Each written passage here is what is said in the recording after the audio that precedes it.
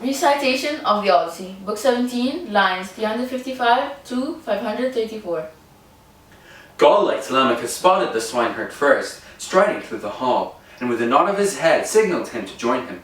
Eumaeus looked around and took a stool that lay near, one that the carver ordinarily sat on when he sliced meat for the suitors dining in the hall. Eumaeus took the stool and placed it on Telemachus' table opposite him and sat down. A herald came and served him a portion of meat and bread from the basket. Soon after, Odysseus came in, looking like an old, broken-down beggar leaning on a staff and dressed in miserable rags. He sat down on the ashwood threshold just inside the doors, leaning back on the cypress doorpost, a post planned and trued by some skillful carpenter in days gone by. Telemachus called the swineherd over, and taking a whole loaf from the beautiful basket and all the meat his hands could hold, said to him, "Take this over to the stranger and tell him to go around and beg from each of the suitors. Shame is no good companion for a man in need."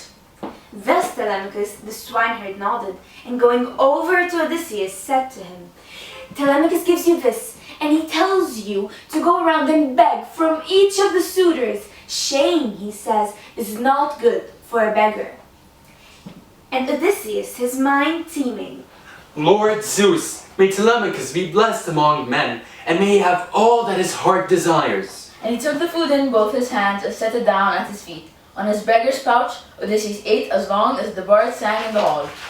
When the song came to an end and the suitors began to be noisy and boisterous, Athena drew near to him and prompted him to go among the suitors and beg for crust, and so learn which of them were decent men and which were the scoundrels. Not that the goddess had the slightest intention of sparing any of them.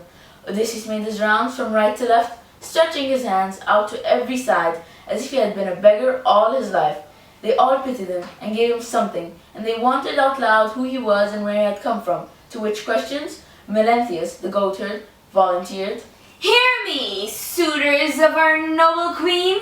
As to this stranger, I have seen him before. The swineherd brought him here. But who he is, I have no idea, or where he claims he was born." At this, Antinous tore into the swineherd. Swineherd, why did you bring this man to town? Don't we have enough tramps around here without him? This nuisance of a beggar who will foul our feast. I suppose you don't care that these men are eating away your master's wealth, or you wouldn't have invited him. The swineherd Eumaeus came back with this. "You may be a fine gentleman, Antinous, but that's an ugly thing to say. Who, indeed, ever goes out of his way to invite a stranger from abroad, unless it's a prophet, or healer, or a builder, or a singer of tales? Someone like that, a master of his craft who benefits everyone. Men like that get invited everywhere on earth, but who would burden himself with a beggar? You're just plain mean. The meanest of the suitors to Odysseus' servants, and especially to me. I don't care, as long as my lady Penelope lives in the hall, and godlike Telemachus." To which Telemachus responded coolly, "Quiet! Don't waste your words on this man. Antinous is nasty, like that provoking people with harsh words and egging them on." And then he had these fletched words for Antinous. "Why, Antinous, you're just like a father to me, kindly advising me to kick the stranger out?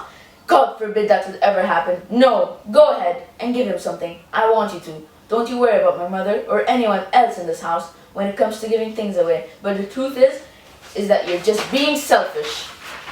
And you'd rather eat more yourself than give any away." And Antinous answered him, What a high and mighty speech, Telemachus! Look now, if only everyone gave him what I will, it would be months before he darkened your door. As he spoke, he grabbed the stool upon which he propped his shining feet whenever he dined and brandished it beneath the table.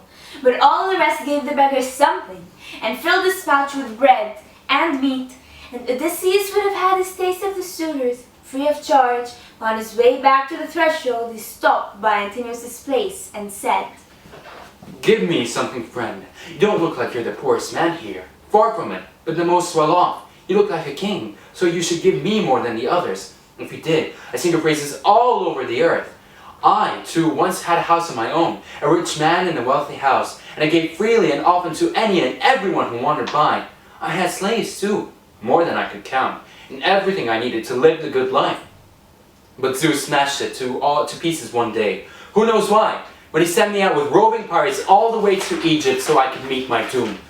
I moored my ships in the river Nile, and you can be sure I ordered my trusty mates to stand by and guard them while I sent out scouts to look around. Then the crews got cocky and overconfident and started pillaging the Egyptian countryside, carrying off women and children and killing the men. The cry came to the city, and at daybreak, troops answered the call.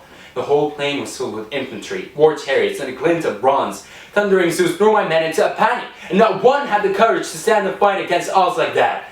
It was bad. They killed many of us outright with bronze and led the rest to the city to work as slaves.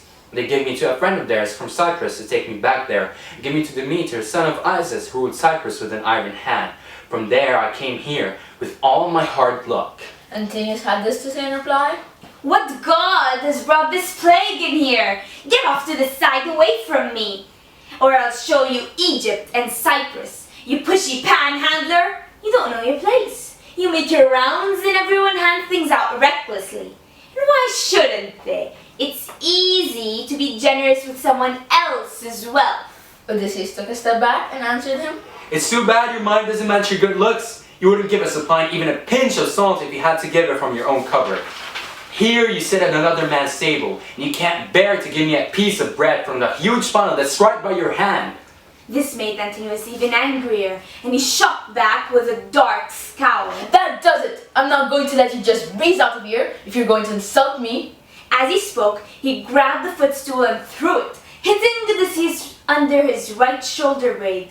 Odysseus stood there as solid as a rock and didn't even blink. He only shook his head in silence and brooded darkly. Then he went back to the threshold and sat down with his pouch bulging and spoke to the suitors. Hear me, suitors. For our glorious queen, so I can speak my mind. No one regrets being hit while fighting for his own possessions, his cattle or sheep. But Antinous struck me because of my belly, that vile growling beast that gives us so much trouble. If there are gods for beggars or avenging spirits, may death come to Antinous before marriage does. Antinous, son of Eupeithes, answered, Just sit still and eat, stranger, or get the hell out. Keep talking like this and some of our young men here will haul you by the feet all through the house and strip the skin right off your back. Thus Antinous, but the other suitors turned on him, one of them saying, That was foul, Antinous, hitting a poor beggar. You're done for if he turns out to be a god, come down from heaven the way they do, disguised as strangers from abroad or whatever, going around to different cities and seeing who's lawless and who lives by the rules. Antinous paid no attention to this. Telemachus took it hard that his father was struck, but he kept it inside. Not a tear fell from his eye. He only shook his head in silence and brooded darkly. Scene. Brace cut! Recording. Okay, jag bara så.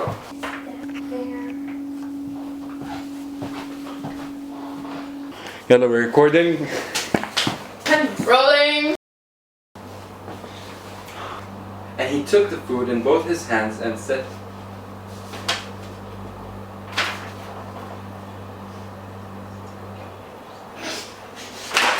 Your part, I'm sorry. La la la la la la. I'm supposed to know that this is my part.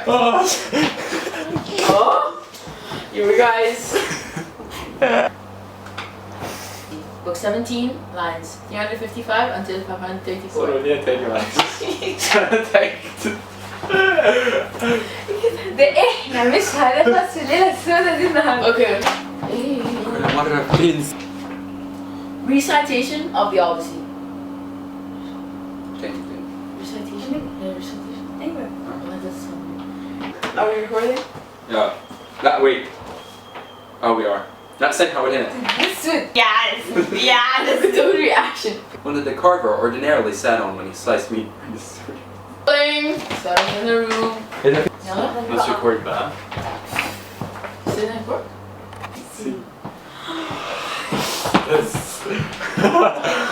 Wow. Wow. Hello. Feels so good. Feels so good.